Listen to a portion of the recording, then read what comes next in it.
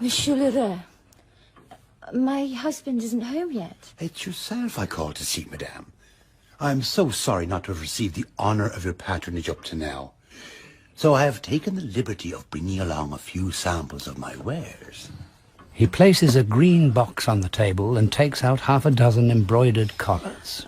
There is nothing I need, monsieur. A hesitation. Voilà. Then, with a delicate touch, he lays before her 3 Algerian scarves spread out to show their richness of colour. Several packets of English needles, a pair of straw slippers, and 4 egg cups carved from coconut shells in filigree by convicts. C'est magnifique, no? He watches Emma's eyes as they wander indecisively studying the merchandise. There's nothing I want. Oh, well, no offence taken. Some other time, perhaps. I've always got along well with the ladies, except my own wife, of course. His fleshy, flabby, clean-shaven face looks as if it has been stained by licorice, and his white hair intensifies the glitter of his tiny black eyes. What I'm saying is, I'm not worried about immediate cash. I could even let you have some if you needed it. As a loan.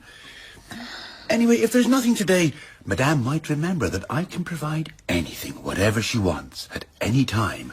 Be it lingerie, hosiery, furniture, fancy goods, on the very best terms. A snowy Sunday afternoon in February now, and the Bovarys are out for a walk with the Homais and Léon. Charles and the pharmacist have been supervising a snowball fight between Homais' 2 boys. Emma watches as Charles makes his way back across the field to her. He's a little devil, that Napoleon. Found a lime pit by the flax mill and got his shoes all covered in the stuff. His father's furious. Why have you pulled your cap right down to your eyebrows like that? I was cold. Looks silly. Here. That's better. And what made you wear those trousers? Sorry? You're getting too fat for them, my dear. She turns, and into her vision steps Léon. The cold has washed all the colour from his face. The loose neck of his shirt reveals the bare skin between collar and cravat. The tip of an ear shows below a lock of hair, and his large blue eyes, as they gaze up at the clouds, look more limpid and more beautiful than mountain lakes mirroring the sky. But he looks so sad. So sad. She didn't go to her neighbours that evening. She went to bed early instead, pleading a migraine, and Charles went out alone. He's charming. Yes, charming. Gazing from her bed at the bright fire burning, she could still see Léon standing as he had been. He must be in love. But who with? Who? Why, me, of course. Léon is in love with me. Suddenly it was all clear to her, and her heart gave a leap. But...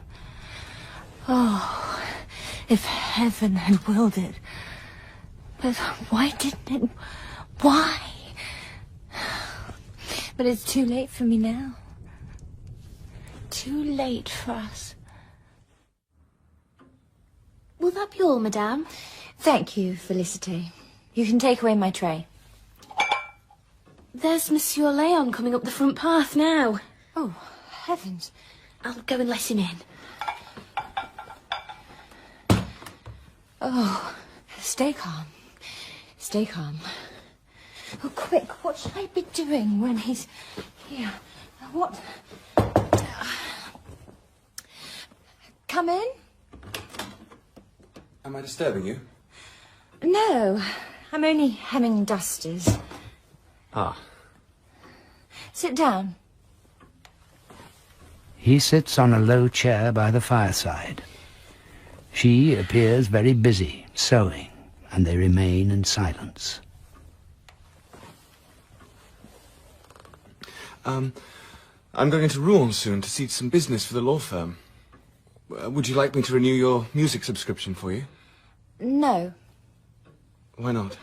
Because... You're not giving it up? What? My music? Oh, goodness, yes. Haven't I got my house to run? my husband to look after, countless things. He's so good, Charles. So very good. Léon tries another tack. Did I tell you about Madame Homais? What she did yesterday? I know she's probably the best wife in Normandy and devoted to her family.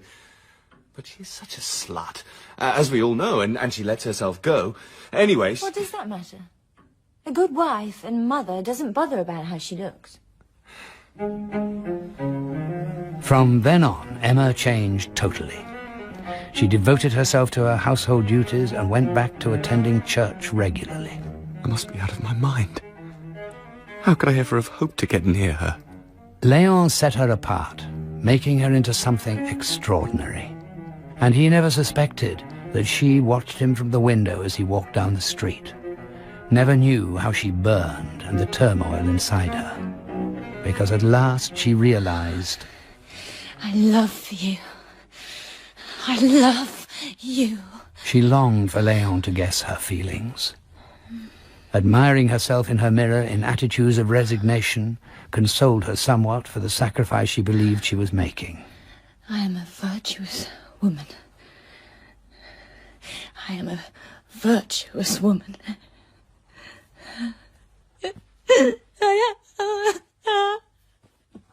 I love you. I love you.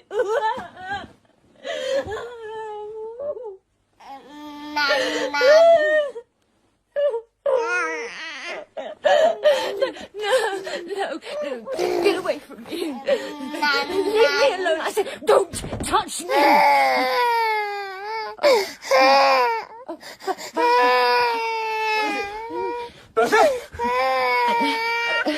She was playing and then she fell over. She cut her cheek. Oh, it's all right. It's not serious. I'll fetch some ointment in a minute. Madame Bovary sat all evening with the child until the last of her anxiety subsided. Although Bertha was sound asleep now, large tears still lay in the corners of her half-closed lids. It's really odd how ugly this child is. Léon had grown tired of loving to no avail. He was experiencing all the despondency that comes from leading the same life day in, day out, without any interest or hope. How bored I am with everything and everybody in this provincial little town. He resolved to move to Paris, where the dancing girls are. Slowly then, Léon packed up his life in Yonville in preparation for the move. He has said all his goodbyes, apart from one. I knew you'd come. The Hirondelle leaves in a few minutes. Yes.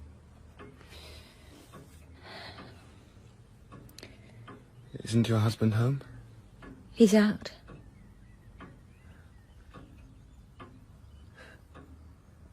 May I kiss Bertha goodbye? Don't wake her.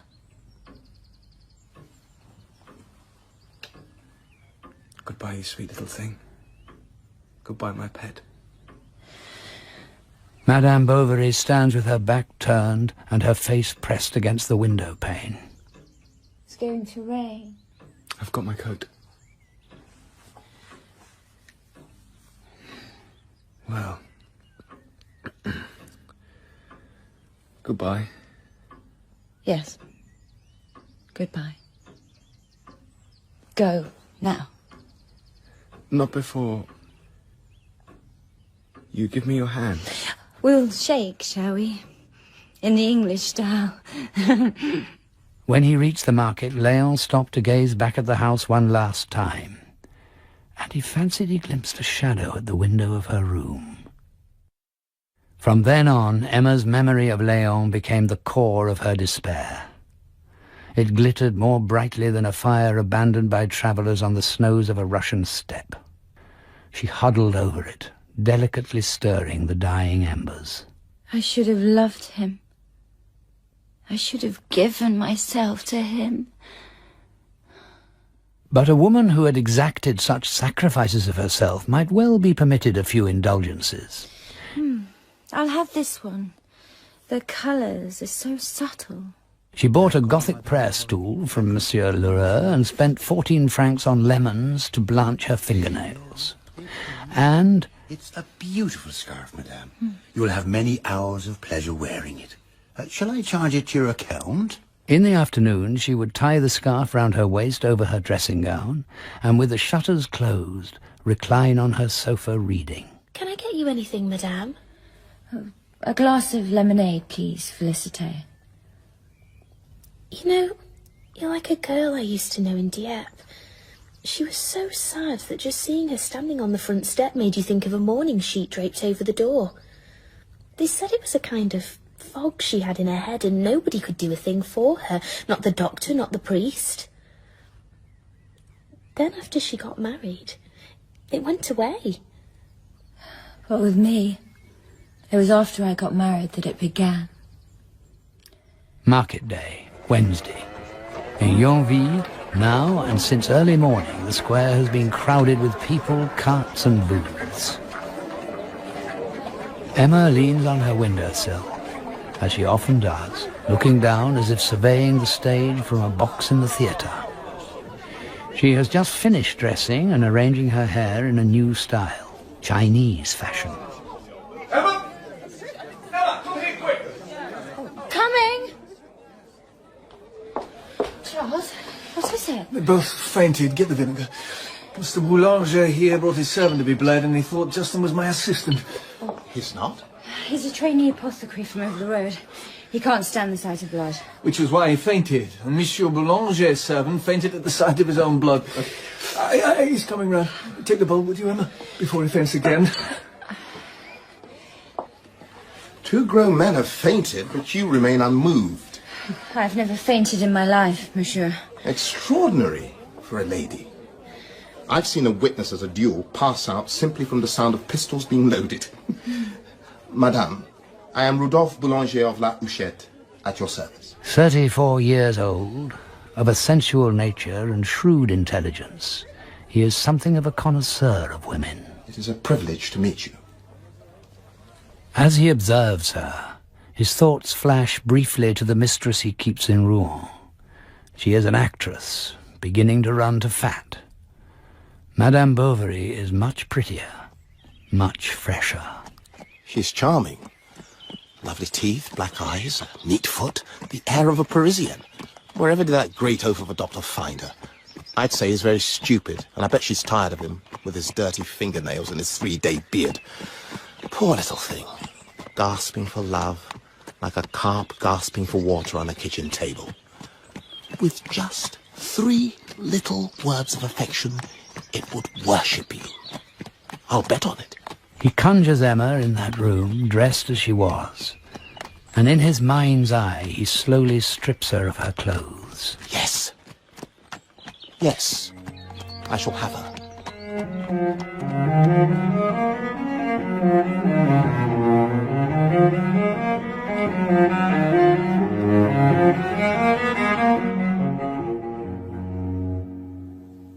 Emma succumbs to temptation when Madame Bovary continues tomorrow at 2:15.